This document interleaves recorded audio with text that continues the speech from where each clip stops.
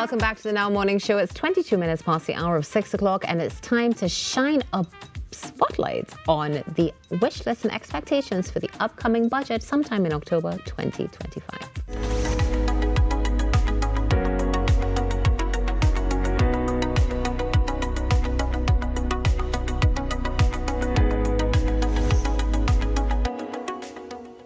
Inside your spotlight this morning, we have the president of the Greater San Fernando Area of Chamber and Commerce, Kiran Singh, joining us to chat a bit about the budget, wish lists and expectations for 2026. Good morning to you, Kiran. Good morning. It's always a pleasure to be on TDT. It's always a pleasure. Congratulations again to TKR. Of course. We definitely continue celebrations. But I have to ask, I mean, the last fiscal year, how has it been for the members of your Chamber of Commerce? It hasn't been as easy as we would like to say. There have been some challenges in terms of income distribution, and of course it affected the retail distribution of sales across the sectors we represent. Mm-hmm. And of course we look forward to the next financial year under the new government with their budget presentation, which should be coming in the next few days, maybe a couple of weeks. Early October, I think I heard the Prime Minister mention quite recently. Yeah. So we look forward to see what they will be bringing in their presentation in Parliament. Do you have expectations as to, based on what has been said in the public domain, do you have expectations as to what they will be doing to assist the business community? Well, certainly from the southern perspective, we will be looking for the promises of restarting the refinery, reopening the refinery. That did have a negative impact upon the not only San Fernando, but the southwestern peninsula as a whole. And of course, the refinery was generating foreign exchange, and we would want to see that return to operation to revitalize the southern economy. And of course, it would have the multiplier effect across the board of increasing retail sales, distribution, small manufacturing, the downstream industries. We know that will take some time because there's a committee involved in how they are going to deal with this refinery issue.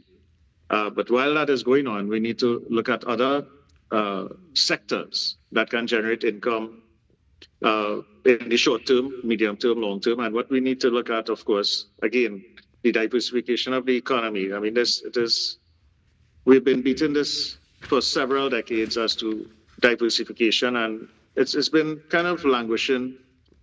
We still remain an energy-based economy, and of course the Minister of Energy is quite right in exploring the deepwater agreements with the oil giants, the international players, in how we harvest new fields, and that will take some time to be monetized. And of course that is a concern for us, especially the SME sector, as to how we survive the tumultuous economic times that we face, because prices continue to rise, of course, but the income generation is somewhat stymied by the economic parameters that we face from the fortunes that have been less coming from the energy sector. So we need to look at the agricultural initiatives, the agro-processing, fish farming. We need to expand on these initiatives. Of course, that the fish farming could be a bit challenged now with the ongoing situation between the U.S. and Venezuela, and we are somewhat in the middle, which could cause somewhat of a negative impact on the fish farming. But we still, as a country and a society, need to take care of ourselves in terms of income generation. Mm-hmm. We're not going to get help from external sources where that is concerned. Yeah. And tourism. The tourism is very important to us. We haven't been able to, I think, maximize the efforts that can be generated income-wise from a tourism point of view, especially ecotourism. South Trinidad has a lot to offer, from the San Fernando Hill to the mud volcanoes, the trails, the nature hikes that foreigners like to embrace nature. We have a lot of that to offer from a Trinidad perspective. The Tobago has their beaches to offer, but we need to look at new initiatives that aren't being explored or need more impetus to encourage income generation, especially from a foreign exchange view, where we can have less reliance on energy and more on other industries to progress the country at this time. So, Kiran, I have to ask, right? If you're saying to me that yes, on one hand you would like the refinery to be reopened so that we can have that economic value being generated and stimulated in southern Trinidad and Tobago, right? But on the other hand, you're also calling for diversification. So we want both things to happen. Do you think that we have the current reserves or income right now to be able to facilitate doing both, or should we focus on either diversification or reopening the refinery and getting more deeper into energy again? Well, the government the Minister of Energy has his work cut out for him. And of course, it would tie into the Ministry of Energy as to how they plan the next financial year. It has to be done simultaneously. Mm-hmm. And of course, the challenges to access the resources to ensure that diversification can start happening while the energy sector is being further explored, because we still are heavily reliant on energy revenue for sustenance of the economy. It is no secret. That is where the majority of our foreign exchange, our revenue comes from, our employment. It comes from the energy sector. And that is going to continue for the foreseeable future. But while that is happening, we need to diversify. And a lot of people aren't speaking about a sector that is somewhat not being given much attention to in this country. I recently visited Beijing, China, where I represented Trinidad and Tobago at the Global Association for Trade and Services, GATTIS. This is a huge organization, and where I want Trinidad and Tobago to hear this. The services sector, the creative industries, is in the value of trillions of dollars. US dollar value we're talking about. Mm-hmm. If we could get 0.001% of that, we would be good. We have so many assets from a human resource point of view in the orange economy, arts, culture, financial services, going back to the tourism, that we can create and develop to get part of this global market and become more reliant on the creative sector. That is where we can focus on. We have an excellent product, Carnival, which we should utilize as the flagship to encourage young entrepreneurs to get into other creative industries, filmmaking, music. Marshall Penzano has taken us to places we never thought we would see the Trinidad and Tobago flag flying. Sports tourism, TKR is doing an excellent job. They put in Trinidad and Tobago on the map. And we as business people also need to play our part in generating more initiatives through this sector to enhance the product that we have to offer to the globe. And if we can do that, we can generate more revenue. So, Kiran, I have to ask you then, and in particular with this orange economy that you're talking about, what is it that's missing currently to take it to that next step, to be able to access, like you mentioned, a small percentage of that $1 trillion economy? I think that the government has to create some incentives, tax-based, maybe some grant schemes, especially for the young folk, to engender that pride of promoting country and self to the world stage, where we can demonstrate that we have a product to offer, we have a service that can benefit our country, our society, and at the same time generate the foreign exchange that we so desperately need. It is amazing the amount of services that are offered on the world stage from countries similar to ours.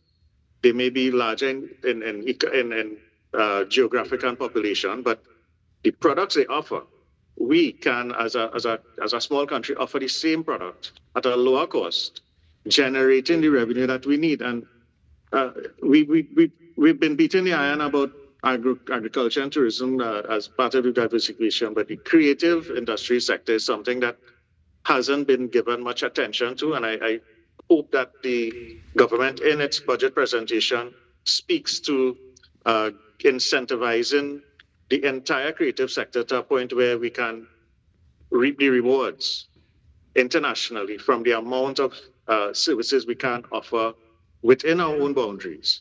Yeah. We have digitization of data call centers. These things we don't have, but other countries are doing it and profiting tremendously from it. We can do that too. Why aren't we doing it? We need to change the mindset, think differently from what we've been doing over the years, because it hasn't worked in generating further revenue. Our expenses go up. The revenue has been somewhat flattened because of the energy revenues. And we need to move beyond that. Even with the energy sector, there's an initiative for green hydrogen, green energy. This is where we can use idle assets at Point Lisas to enhance that new form of energy. We hear the minister talking about, while there's been an increase in oil production in the last quarter, that is good news. But we also need to focus on, as he said, the wind farming to reduce the demand for fossil fuel services that currently being exploited through electricity demands. And of course, solar power, we can use that not only for households, but for farming. We can put that in rural farms where electricity is a challenge, accessing water to be generated by electricity. It causes serious problems and predator larceny and so on. We can solar power all these security cameras and every single asset that can make the farms profitable and sustainable by utilizing the free energy resource that we have, by investing in these assets immediately. We don't have to wait. Kiran, invest now. We only have a couple of minutes left in the conversation this morning, but I wanted to get into finding out, in terms of both agro-processing and creative economy that you've mentioned so far, how many, approximately, if you have an idea, how many members of the San Fernando Chamber of Commerce are in those sectors, both the agro-processing and the creative? Are we able to measure that data properly so that we can assess how much income they can generate for the community and, by extension, the country?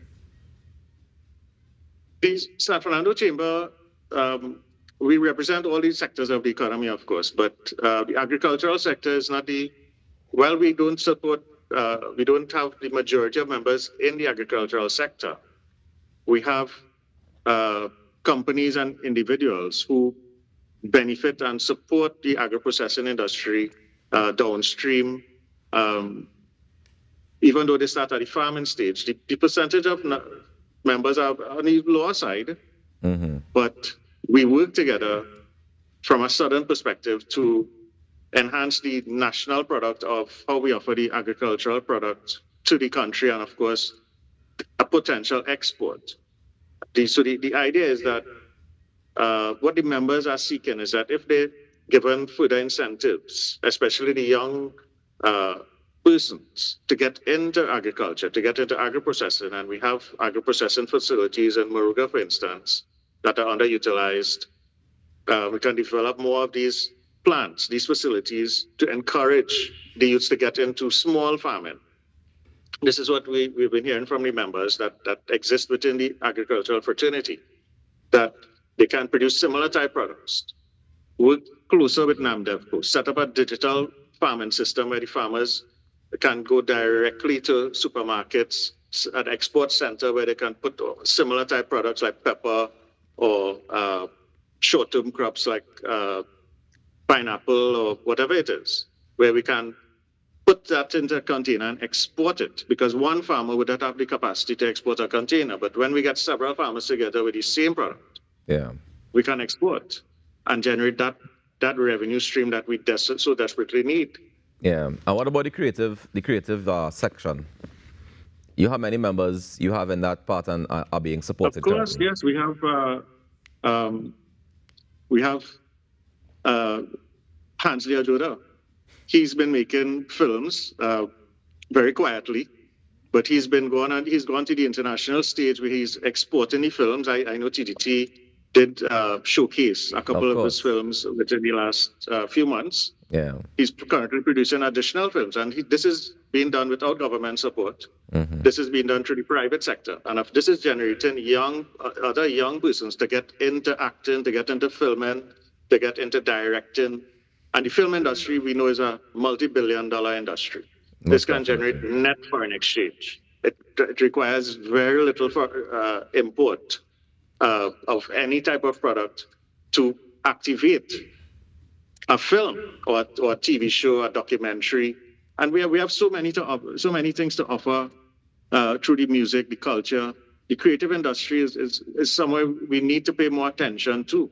It hasn't been given that attention that is so desperately needed to generate that exchange. And if we get that, I definitely look forward to seeing how it will be played out as well. Much like you, I agree that the orange economy is definitely one that we should be looking more intently at, but we'll see how it goes. Thank you so much for joining us this morning, Kiran, and for sharing your thoughts on the upcoming budget. Thank you always for being on the show, and Trinidad and Tobago, be safe out there. Take care. Have a great day.